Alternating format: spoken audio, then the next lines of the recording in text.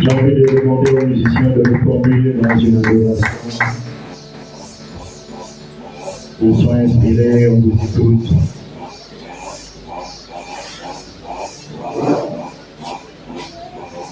Musiciens,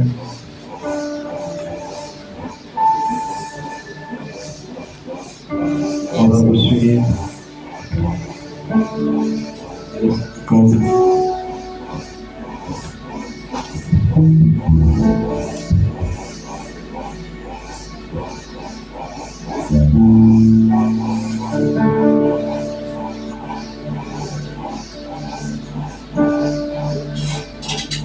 On va se laisser transporter par la mélodie.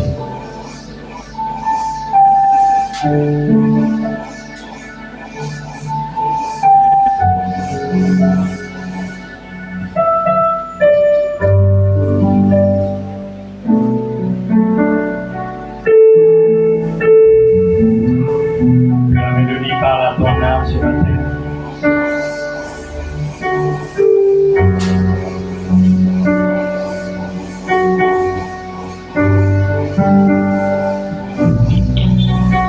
Si tu peux fermer les yeux et t'imaginer dans la présence de Dieu.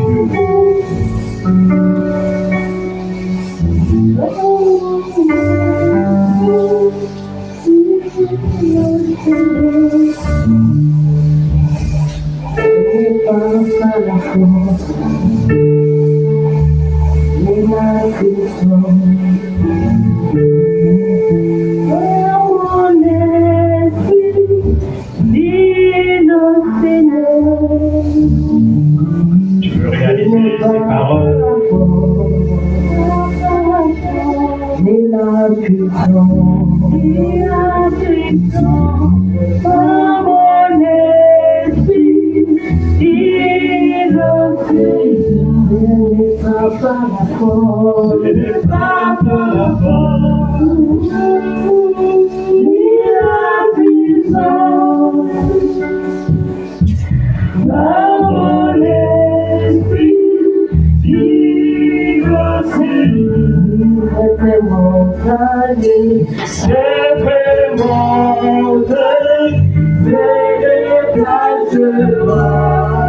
Elle va se déplacer.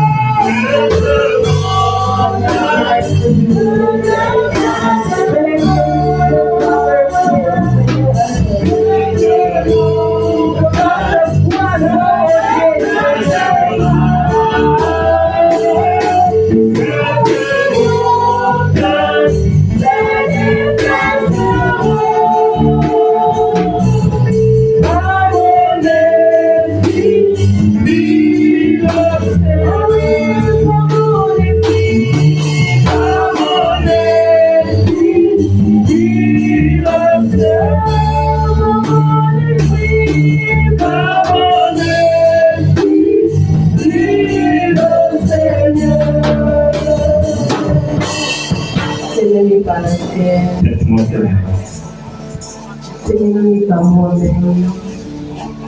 Elle se déplace ce jour.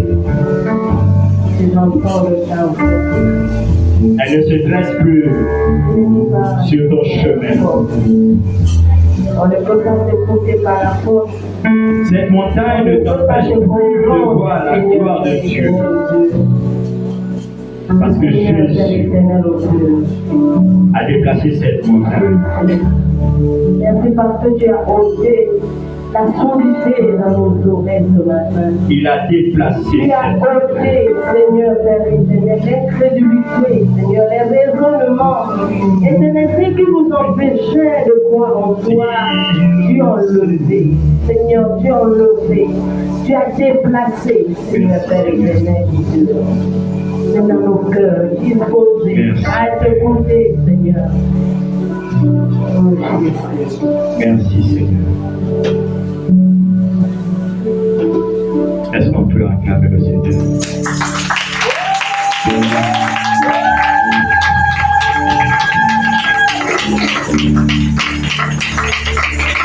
Alléluia. Alléluia. Bonjour à tous. Soyez les bienvenus dans la présence du Seigneur. On va dire merci aux chants, merci aux musiciens. Bien-aimés, poussé par l'esprit, je demandais aux musiciens de nous proposer une mélodie. Et cette mélodie parle d'une montagne.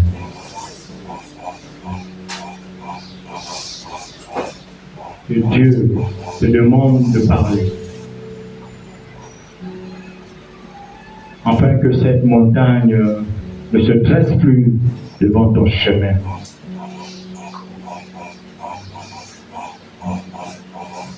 Certainement, tu es en train de vivre des situations. Mais ce matin, Dieu aimerait te parler. Aimerait te dire quelque chose. Concernant ce que toi tu vois, tu perçois comme étant la montagne. Et bien aimé, lorsque Jésus a parlé, il nous a dit qu'il fallait quelque chose afin que la montagne puisse se déplacer. Et cette chose que l'on devait posséder, c'est la foi. Alléluia. C'est la foi. J'aimerais dire à une personne de pouvoir disposer véritablement son cœur ce matin ou ce jour à recevoir ce message. Ce n'est pas un message qui vient de l'orateur, mais c'est poussé par l'esprit que je vais partager ce message. C'est vrai que quelqu'un pourra me dire, mais on m'a déjà parlé de la foi. Mais chez nous, il nous faut toujours répéter. Répéter, répéter. Et souvent revenir sur les enseignements. Peut-être que le jour que cette prédication est passée, ton cœur n'était pas entièrement disposé. Et puis il y a une partie qui t'a échappé. Et aujourd'hui, Dieu veut que nous puissions saisir ce qui nous a échappé dans la foi. Il dit que si nous parlons à une montagne, elle va se déplacer. Si nous disons ôte-toi, jette-toi dans la mer, cela va se réaliser. Mais pourtant, nous avons parlé à des situations. Pourtant, nous avons parlé, mais rien ne s'est déroulé. Alors nous allons revisiter la foi avec le Seigneur. Qu'est-ce qu'il attend de nous? Qu'est-ce qu'il aimerait que nous puissions posséder? Alléluia. Alléluia. Acclame le Seigneur.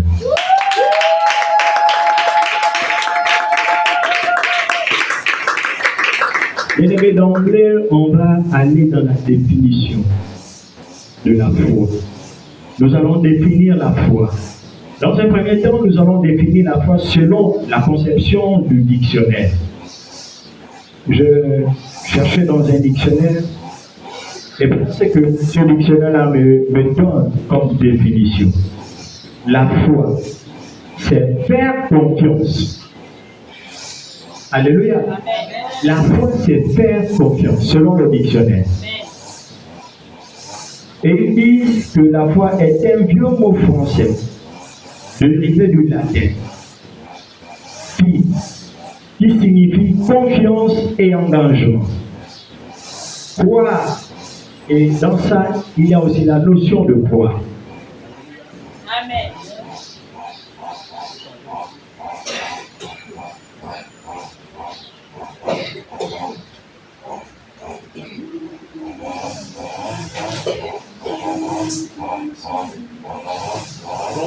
notion de croire à l'intérieur. Et croire veut dire penser que, mais sans preuve. C'est ce que signifie croire. Penser est une chose, avec des preuves, c'est savoir. Alléluia. Amen.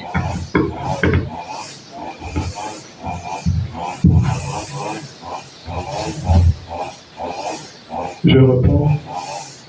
Dans la notion de foi, il y a la notion de croire. Il veut dire penser que. Et cela on dit sans preuve. Je pense sans preuve. Là, en ce moment, je crois. Je crois que Maman Aude peut construire un bâtiment de 10 étages. Là, quand j'exerce la foi, je suis dans la croyance. Je n'ai pas la preuve que Maman Aude a les moyens. Là, quand j'exerce la foi, je ne cherche pas à savoir est-ce qu'elle a un capital, est-ce qu'elle a un salaire pour réaliser. Si Dieu a dit, je ne vais pas chercher des preuves. Là, en ce moment, je suis dans quoi? En ce qui a été dit sur elle. Si une prophétie dit qu'elle va le faire, or d'autres personnes qui ne vont pas pouvoir, vont faire quoi? Vont chercher à savoir est-ce qu'elle est capable de le faire. Et lorsque vous cherchez si elle est capable de le faire, vous n'êtes plus dans la foi. On n'est plus dans la foi. Voilà pourquoi on dit quoi veut dire penser que, mais sans preuve. Je n'ai pas la preuve, mais j'y crois qu'elle peut le faire. Alléluia. Amen. Penser une chose avec preuve, c'est savoir. Si j'ai la preuve, je sais qu'elle peut le faire. Si je cherche, est-ce qu'elle a l'argent? Oui, je sais que son père a laissé par exemple des moyens, des millions dans un compte. Alors là, je sais qu'elle est capable de faire. Et je ne suis plus dans la foi, je ne suis plus dans quoi. Alléluia. Est-ce qu'on se fait comprendre? Nous devons nous aligner sur la pensée de Dieu. Que lorsque Dieu libère une prophétie, il est nullement question de savoir comment cela va se passer. Alors là, beaucoup vont dans les raisonnements. On regarde à nos moyens, surtout nous qui travaillons, est-ce que je peux, est-ce que, on peut savoir. Or, quand c'est la foi, on y croit, on n'a pas besoin de preuves, on fait confiance. Parce qu'on a dit au départ, la foi c'est faire confiance. Mais nous faisons confiance à qui dans la foi? Nous faisons confiance en Dieu. Je fais confiance en Dieu, je crois. Et si je crois en Dieu, je n'ai pas besoin de demander à Dieu comment tu vas le faire. Lui-même, il le fait. Il est souverain. Parce qu'il est souverain, il n'a pas besoin de nous dire comment il va le faire. Alléluia. C'est cette définition que j'aimerais qu'on puisse garder. Croire, c'est penser sans preuve. Je pense que oui, ça va se faire. Dieu a dit, ça va se faire. Je vais penser. Je vais réaliser que oui, je serai un grand homme. Oui, tel va être un ministre.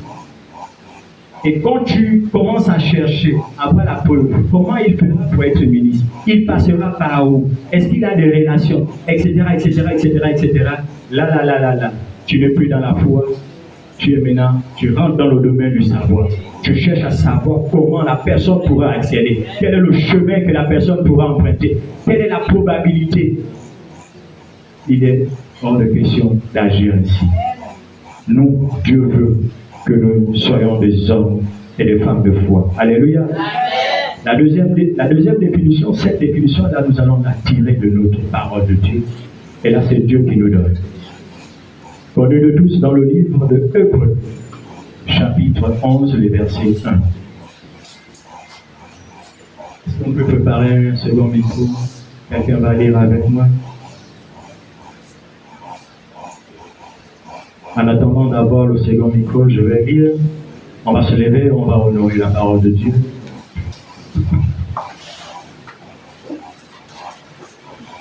Hébreux chapitre 11, le verset 1, il est dit: Or, la foi est une ferme assurance des choses qu'on espère, une démonstration de celles qu'on ne voit pas.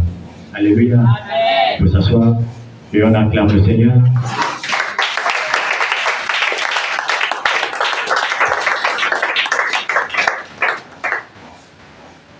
Une ferme assurance des choses qu'on espère. Une démonstration de celles qu'on ne voit pas. Donc nous avons le verbe espérer. J'espère en quoi?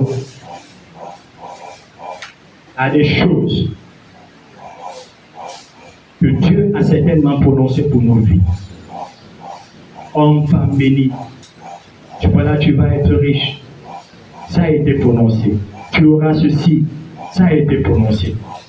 Et qu'est-ce qui nous revient, nous, dans la foi, selon Dieu? C'est d'avoir une assurance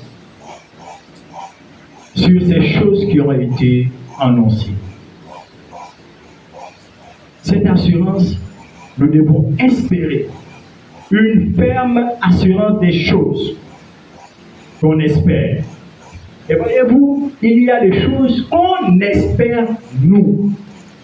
Il y a des personnes comme ça qu'on a eu à dire: tu vas être homme de Dieu, grand homme de Dieu. La Bible te demande d'avoir une assurance sur ce qui a été dit. Et par-dessus tout, te demande d'espérer. Chose qu'on espère. Donc, quand un prophète libère, par exemple, une parole sur toi, tu dois saisir cette parole et dorénavant espérer devenir ce grand homme. Espérer devenir cette épouse. Espérer devenir ce mari. On a dit: tu auras une femme, tu auras un époux, tu auras une voiture. Maintenant, ça ne va plus s'arrêter au stade de on a dit. Ça rentre maintenant en toi. Tu prends ça en toi. Ça demeure en toi. Ça vit avec toi. Maintenant, en ce moment, tu espères. Et tu restes là, Père, en espérant que Dieu a dit, par le travers d'un homme de Dieu, par le travers d'un frère, que j'aurai telle chose. Et là, moi, je m'approprie cela. Je dis, moi, je suis sûr que dans quelques années, ou d'ici là, j'aurai telle chose. Là, c'est déjà de l'espérance. Ça ne veut plus dire: oh, le prophète a dit. Parce qu'après, nous renvoyons ça chez les autres, alors que nous n'espérons plus. Le problème, c'est ça, c'est d'espérer soi-même. On t'a dit. Mais on t'a souvent dit: le prophète m'a dit. Lorsqu'il t'a dit, qu'est-ce que tu as fait de cette parole? Elle n'est pas rentrée en toi. Là, tu es hors de à côté. Tu observes la parole. Tu dis: non, on m'a dit. Et puis, à un moment donné, tu ne dis plus: on m'a dit. J'attends parce que Dieu m'a dit. Là, nous rentrons dans ce qu'on appelle l'espérance. Alléluia. Bien-aimés, si nous comprenons ces choses, nous n'allons plus passer à côté. Parce que nous passons: non, le prophète m'a dit, le prophète m'a dit. Oui, qu'est-ce que tu fais de ce que le prophète t'a dit? Est-ce que ça devient pour toi? C'est comme quelqu'un va dire: je vois que tu auras une entreprise. Je vois que tu auras des activités. Oui, on va passer tout le temps à dire: on a dit que je vais. Non, il n'est plus question de dire: on a dit que. Je vais devenir homme d'affaires. Je vais devenir une femme d'affaires. Et tu rentres dans ça. Tu espères. Tu vis en espérant. Tu ne vis pas parce que tu as écouté. On ne réussit pas souvent. Pourquoi? Parce que c'est souvent on a écouté qui nous accompagne. Mais ce qui manque en nous, c'est l'espérance qui doit demeurer en nous. On doit dorénavant espérer par rapport à la prophétie qui a été prononcée. Alléluia. Amen. Donc, or, la foi est une ferme assurance des choses qu'on espère. On doit pouvoir soi-même espérer. Beaucoup vont des prophètes en prophète pour écouter. Et après, vous faites quoi? Est-ce que vous espérez? Rien du tout. Quand un prophète a parlé, ou bien un homme de Dieu a parlé, ce qui revient maintenant par la suite pour rentrer dans la foi, dans la dimension de la foi, c'est pouvoir espérer. Si tu es convaincu que c'est un homme de Dieu et qu'il a prononcé, espère. Espère. Après, on va dire non. Non, le prophète là a parlé, ça ne s'est pas réalisé. Oui, ça ne s'est pas réalisé parce que toi, tu n'es pas rentré en phase avec ce qu'il a dit sur toi. En phase avec ce que lui a vu, ce que lui a demandé de dire, d'annoncer. Donc, nous devons tout simplement espérer. Alléluia. Il y a quelqu'un qui espère. Espère sur ce qu'on t'a dit.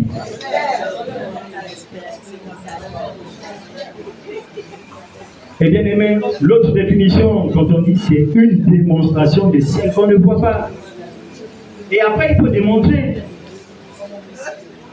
Il faut démontrer par les actes. Et ça, là, nous allons voir plus tard. Nous devons être capables de démontrer qu'on a dit sur moi que je serai une grande dame. Maman, tu es bien habillée. Voilà, si on prononce qu'elle sera la femme d'un ministre, elle a maintenant la carrure, elle a le comportement. On doit pouvoir démontrer ce qui a été dit sur nous. Je serai un grand. Grand, tu es toujours là en culotte. Je serai une grande dame. Grande dame, tu es toujours là en pain. Qui va même croire que tu es appelé à être grand? On va te dire, tu es chômeur, mais tu as toujours le costume cravate. Ah, mais c'est quoi? Je suis appelé à être grand. Amen. Je commence à démontrer, je m'aligne avec la prophétie. On a dit, je serai grand. Dieu a dit que je serai grand. Donc, je m'aligne déjà. Dans mon attitude, dans mon comportement, je serai un grand prédicateur. Je te le dis. Mais qu'est-ce que tu dois faire? Démontre. Démontrer, c'est quoi? C'est méditer. Ah, un prédicateur va s'appuyer sur quoi? Sur la parole. Quand quelqu'un viendra te voir à la maison, mais toi tous les jours c'est la Bible, toi tous les jours c'est la méditation. Oui, parce que Dieu a dit, je serai un grand prédicateur. Je me prépare à occuper cette fonction. Nous devons démontrer. Alléluia. Amen. Donc, pour dire qu'on a la foi, il va falloir soit espérer à des choses en ayant la certitude, en étant très rassuré que cela va se faire, que cela va s'accomplir. Voilà l'attitude que Dieu veut que nous puissions avoir. Et bien aimé, je ne sais pas pourquoi, mais il y a une prophétie pour cette année. Et nous sommes en train de rentrer vers le dernier trimestre. Et ce Dieu, qui est un Dieu d'amour, il n'a pas envie que tu passes à côté. Ce qu'il a déclaré pour cette année, tu dois pouvoir entrer dans cette dimension. Tu dois te réjouir. Tu dois être en paix. Si tu ne saisis pas les paroles qu'il est en train de libérer en ce moment, tu vas fêter le 1er janvier en passant à côté de la bénédiction de 2024. Voilà pourquoi ce matin il nous rassemble pour nous parler. Espérer, c'est souhaiter que quelque chose arrive. Ça, c'est la première définition de espérer. Espérer, c'est aussi la deuxième définition, pour ceux qui prennent note. Espérer, c'est souhaiter que quelque chose arrive.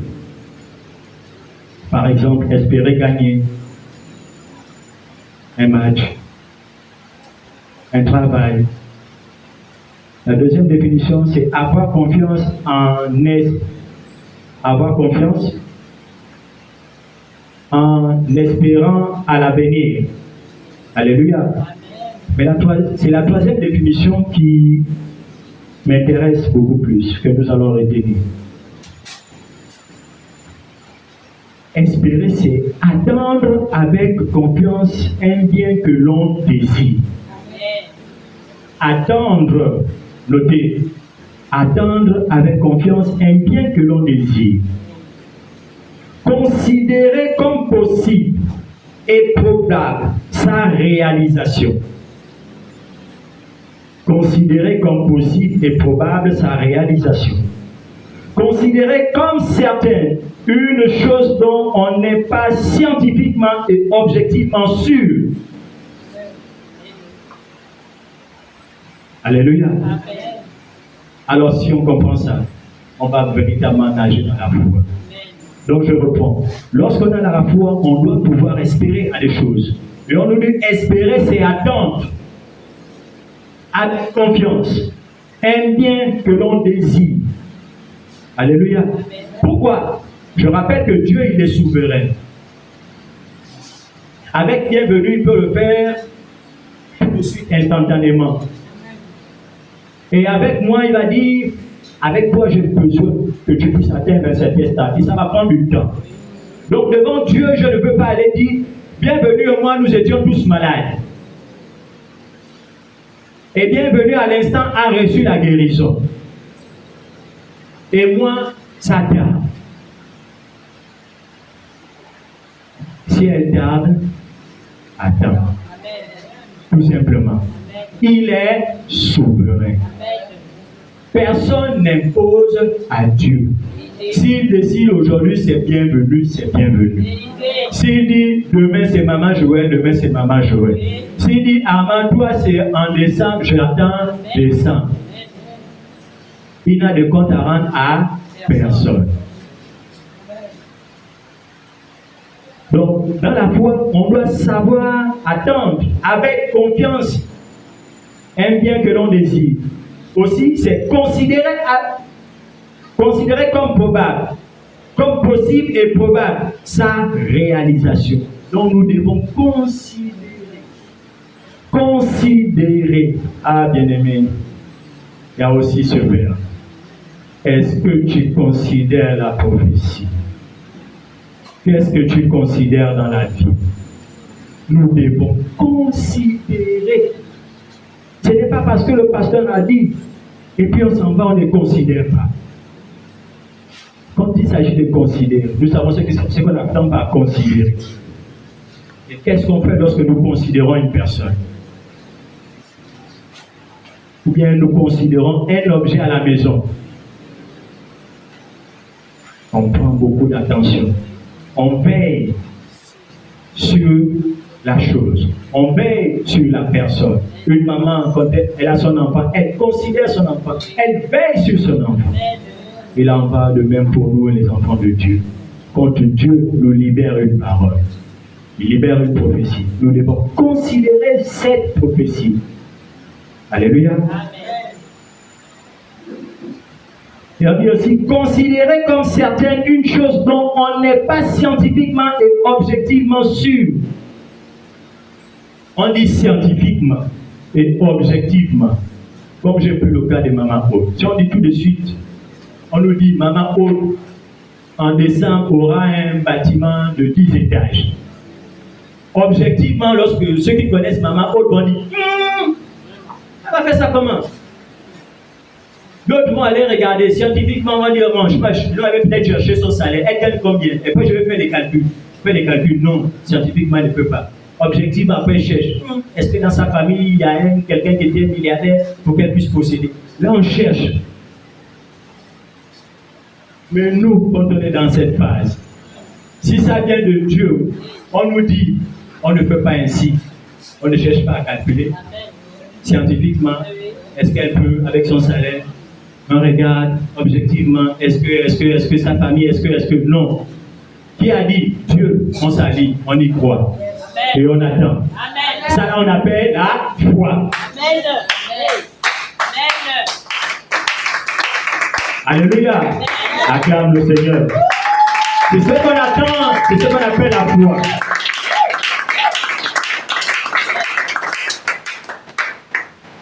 Et bien aimé, dans la foi, il y a on n'a pas de la démonstration, mais la démonstration, bien aimé, j'ai envie de te dire quelque chose, va nécessiter de toi deux choses, de l'audace et de l'abnégation.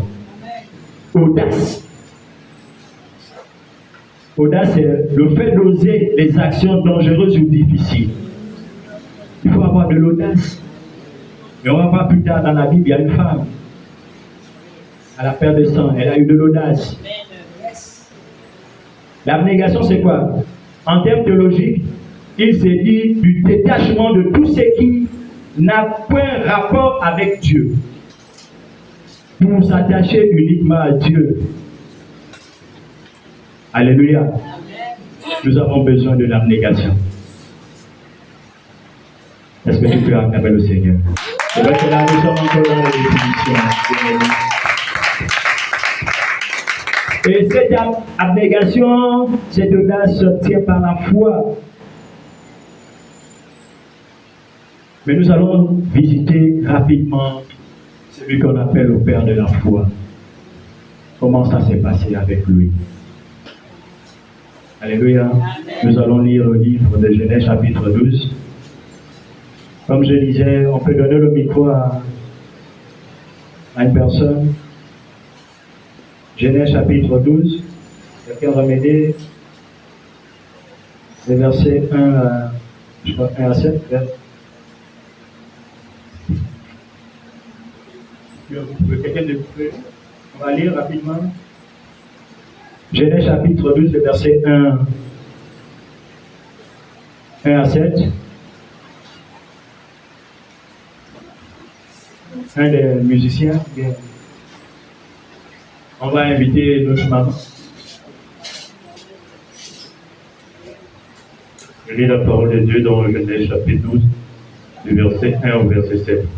Il est écrit: L'Éternel dit à Abraham, va-t'en de ton pays et de ta patrie et de la maison de ton père, dans le pays que je te montrerai. Je ferai de toi une grande nation, et je te bénirai. Je rendrai ton nom grand, et tu seras une source de bénédiction. Je bénirai ceux qui te béniront, et je maudirai ceux qui te maudiront. Et toutes les familles de la terre seront bénies en toi. Abraham partit, comme l'Éternel lui avait dit, et Lot partit avec lui. Abraham était âgé de 75 ans. Alléluia. Après, on va s'arrêter là. Abraham partit comme l'Éternel le lui avait dit. Et Lot partit avec lui. Abraham était âgé de 75 ans lorsqu'il sortit de Charan. À 75 ans, tu vas encore où? Bien aimé, à 75 ans, vous voulez encore aller où?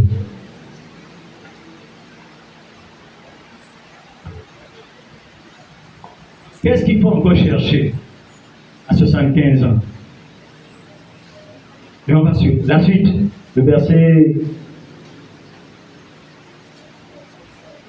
5. Abraham prit Sarai, sa femme, et Lot, fils de son frère, avec tous les biens qu'il possédait, et les serviteurs qu'il avait acquis à Charan. Ils partirent pour le pays de Canaan, et ils arrivèrent au pays de Canaan. 6. Abraham parcourut jusqu'au lieu de Chiram, jusqu'aux chaînes de Morée. Les Cananéens étaient alors dans le pays. Et l'Éternel apparut à Abraham et dit: Je donnerai ce pays à ta prospérité. Et Abraham bâtit là un autel à l'Éternel qui lui était apparu. Alléluia. Amen. Bien-aimé, merci. Le verset 5 nous dit: Abraham prit Sarai, sa femme, et Lot, le fils de son frère, avec tous les biens qu'il possédait, et les serviteurs qu'il avait acquis à Charan. On retient. On passe au chapitre 13. Voilà ce qui est dit d'Abraham. Genèse chapitre 13, le verset 2. Abraham était très riche en troupeaux, en argent et en or.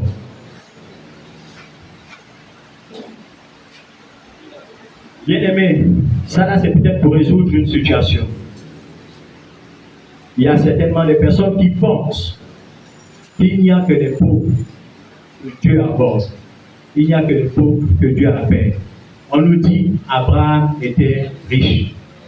Tu peux également dire à un riche qui te résiste que le père de la foi, celui qui a cru en Dieu, il avait tout, il avait des richesses. Alléluia. Amen. Mais cela n'a pas empêché de suivre l'Éternel. Voyez-vous, la foi c'est quoi? C'est faire confiance. Voyez-vous, quelqu'un qui a tout, il a des servantes, il a des personnes qui travaillent à son service. Il a des animaux, il est riche. À 75 ans, Dieu apparaît et dit, quitte de cet endroit, le pays de ton père, et je t'envoie. Et Dieu ne spécifie pas. Et on va lire, on va dire, il va même parcourir le pays, ne sachant où s'arrêter. Abraham l'a fait. Je ne sais pas si on l'imagine. On te dit, quitte le Gabon, va au Congo. Tu parcours tout le Congo. Avec tous tes enfants. Il te dit, je vais te donner ce pays. Je ne sais pas ce qu'on appelle, ça c'est quelle confiance. Cette confiance-là, Dieu appelle la foi.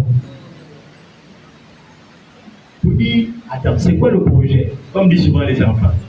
Moi, me déplacer où j'ai déjà tout. Je suis déjà Dieu. Tout simplement. Il n'a pas raisonné. On a dit, scientifiquement, objectivement, il ne s'est pas mis à raisonner. Il s'est levé et il est parti. Mais nous, on devait faire quoi? C'est quoi l'objet? C'est quoi l'intérêt? Je gagne quoi? C'est quoi? Et ça va se passer comment?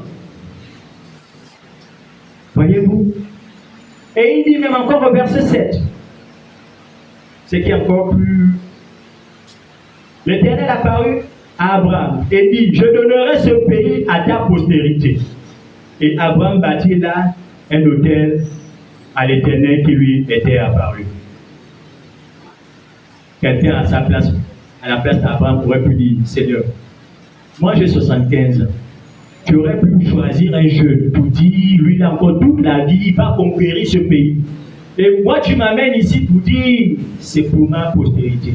Je peux dire non, donne-moi la postérité à Charan, et parmi cette postérité, choisis quelqu'un pour amener ici, pour venir inspecter, pour espérer avoir le pays. Dieu en a eu confiance. Abraham en a eu confiance. Et il s'est fié à quoi, bien-aimé? Il s'est fié à la souveraineté de Dieu. Il a décidé que ce pays-là, si je t'amène, c'est parce que je le prépare pour ta postérité. Si toi tu n'as jamais pensé, moi je pense à ta postérité. Donc Dieu nous amène à avoir la foi. C'est pas peut-être pas pour nous. Pour des gens qui nous suivent. Si la foi pour guérir, tu pourras dire non, moi je suis bien portant parce qu'il sait qu'il y a des malades. Voilà pourquoi il te dit, toi il faut avoir la foi parce que demain quand je vais t'envoyer, aller imposer les mains, les malades doivent retrouver la guérison. Et voilà pourquoi il nous demande, nous aujourd'hui, d'avoir la foi en lui. Parce qu'il veut œuvrer, c'est pas pour nous. Parce que plus tard, il va utiliser cette foi. Alléluia. Amen. Est-ce qu'on peut acclamer le Seigneur?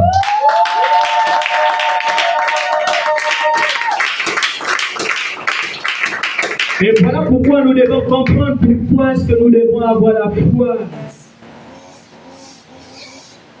On nous a souvent, le pasteur nous dit souvent, arrêtons de faire toujours ces prières hypocrites où nous ne pensons qu'à nous. Bien-aimé, Dieu te dit aujourd'hui, même lorsque tu viens à l'église, ne viens plus pour toi. Viens parce que plus tard, il y a des personnes qui doivent être libres. Il y a des gens, comme elle peut rendre témoignage d'un film, où il y a deux personnes, l'autre où les parents étaient déjà des chrétiens. Et rapidement, il obtient la bénédiction. Et l'autre, dont les parents n'étaient pas des chrétiens, donc n'avaient pas préparé le chemin. Et ça a tardé. Comme le pasteur dit, Dieu va d'abord éliminer ce qui existe dans ta vie, dans ta famille. Oh, l'autre, il n'a plus ses combats. L'autre n'a plus les entités parce que les parents se sont battus pour ça. Donc nous devons avoir la foi aujourd'hui. Peut-être on ne va pas dire non, les choses se tardent. Oui, ça va tarder, ça va être difficile. Mais lorsque ton enfant va rentrer en contact, ou ton enfant va rentrer en alliance avec Dieu, ça va couler comme l'autre. Pourquoi? Parce que toi tu as galéré. Et l'enfant ne va pas comprendre. Mais c'est à toi d'expliquer que j'ai souffert. Tu as traversé le désert. Pour que toi tu ne traverses plus le désert. Je me réveille chaque matin pour prier. Pour que toi, quand tu te lèves, tu dis seulement merci Seigneur et puis tu démarres la magie, tu t'en vas. Voilà ce que Dieu veut que nous puissions comprendre de la foi. C'est dans cette dimension. On a limité, on a souvent pensé que c'est tout simplement pour obtenir un bien. Pour obtenir une guérison. Ah, j'ai prié. Oui, tu as prié. On a prié. Mais toi-même, est-ce que tu as désiré la foi pour qu'elle soit utilisée pour les autres? Bien aimés, nous allons aussi comprendre les sources de la foi. L'une des sources, c'est que la foi est un don. Un don venant de Dieu. Abraham en a reçu ce don. On va parcourir rapidement le livre de 1 Corinthiens chapitre 12, le verset 4 à 9. On peut le faire rapidement. Bien-aimé, tu as laissé le micro. 1 Corinthiens chapitre 12. Chapitre la parole de Dieu dans 1 Corinthiens chapitre 12, à partir du verset 4. Il y a diversité des dons, et le même esprit. Diversité des ministères, et le même Seigneur. Diversité d'opérations, et le même Dieu qui opère en tout et en tous. Or, chacun a la manifestation de l'esprit. À la manifestation de l'esprit est donnée pour l'utilité commune. En effet, à l'un est donné l'esprit.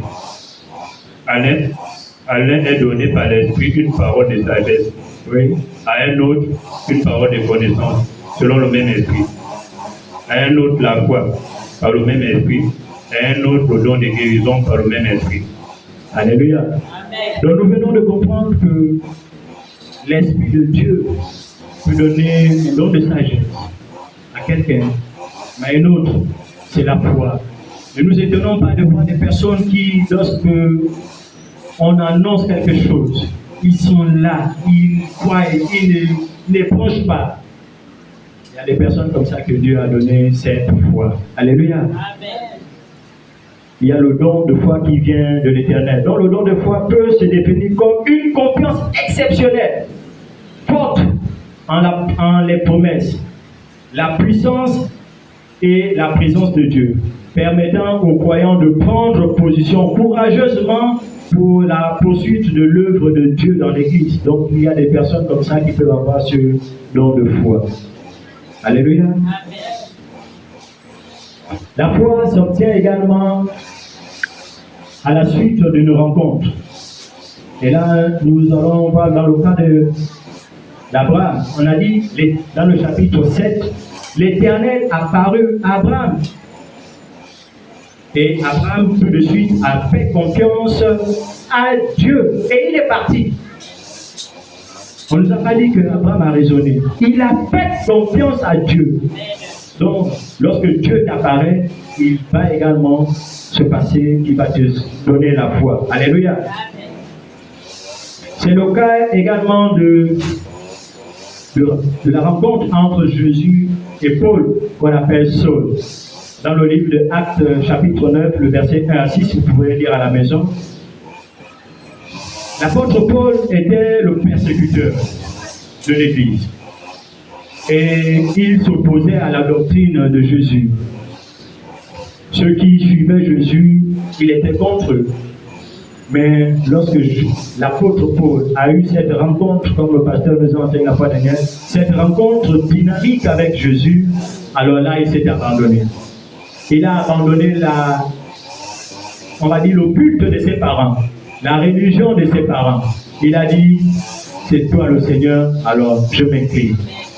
Tout de suite, l'apôtre Paul est devenu l'un des apôtres majeurs que le Seigneur Jésus a utilisé. Alléluia. Donc, cela peut se passer également par cette rencontre. Et la foi s'obtient également aussi à la suite d'une parole. Bien-aimés, nous avons le cas de Pierre. Pierre, dans le livre de Matthieu, chapitre 14, le verset 25 à 29, lorsqu'ils vont voir Jésus marcher sur les eaux, et ils vont commencer, et ils vont penser, c'est un fantôme. La Bible dit, ils vont avoir peur, ils vont trembler. Et Jésus va dire, non, n'ayez pas peur, c'est moi, le Seigneur. Et dans ce passage, pour que Pierre puisse marcher, il va dire, Seigneur, dis une parole, ordonne que je marche. Il fait ça rapidement. Matthieu chapitre 14, 25.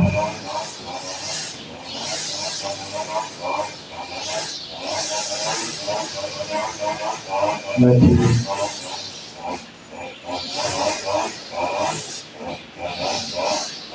Il est écrit dans Matthieu chapitre 14. Oui, verset 25, à partir du verset 25. Matthieu 14, à partir du verset 25. À la 4e veillée de la nuit, Jésus allant vers eux, marchant sur la mer. Voilà, il dit,